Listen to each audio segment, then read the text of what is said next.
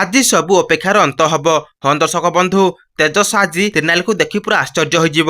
ସେପଟେ ହୋଲିକା ଦହନ ଲାଗି ସମସ୍ତେ ଏକାଠି ହୋଇଥିବେ।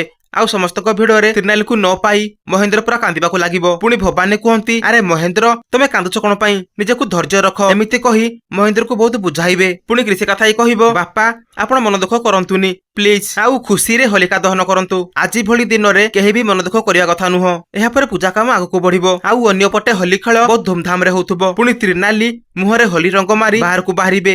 ଆଉ ବାହାରେ ଭାଙ୍ଗପଣା ଉପରେ ତାଙ୍କର ନଜର ପଡିଯିବ। ତାପରେ ଭାଙ୍ଗପଣା ପିଇକି ତାଙ୍କର ନିଶା ହୋଇଯାଏ। ପୁଣି ନିଶାରେ ତଳେ ପଡିଯାଉଥିବା ବେଳେ ତେଜ ଧରି ପକେଇବ। ଆଉ ଦୁହେଁ ଦୁହିଁଙ୍କୁ ଟିକେ ଚାହିଁ ରହିବେ। ପୁଣି ତ୍ରିନାଲୀ ତେଜଙ୍କ ଗାଲରେ ରଙ୍ଗ ମାରିଦେବେ।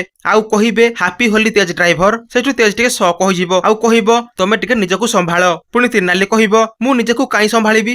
ମତେ ସମ୍ଭାଳିବା ପାଇଁ ମୋ ତେଜ ଡ୍ରାଇଭର ଅଛନ୍ତି। ଏମିତି କିଛି କଥା ନିଶାରେ କହୁଥିବା ବେଳେ ଠିକ ସେଇ ସମୟରେ ମନୋଜ ଆସି ସେମାନଙ୍କ ଉପରେ ପାଣି ପକାଇଦବ। ଆଉ ତ୍ରିନାଲୀଙ୍କ ମୁହଁରୁ ସେ ହୋଲି ରଙ୍ଗ ଛାଡିଯିବ। ତାପରେ ତେଜସ୍ ତ୍ରିନାଲୀକୁ ଦେଖି ପୁରାପୁରି ଆଶ୍ଚର୍ଯ୍ୟ ହୋଇଯିବ। ଆଉ କହିବ, ତ୍ରିନାଲୀ ତମେ? ଦର୍ଶକ ବନ୍ଧୁ, ତ୍ରିନାଲୀ ଏବେ ତେଜକୁ ଚିହ୍ନି ପାରିବ କି ନାହିଁ ଆମକୁ କମେଣ୍ଟ କରନ୍ତୁ। ଆଉ ଚ୍ୟାନେଲକୁ ସବସ୍କ୍ରାଇବ କରିଦିଅନ୍ତୁ।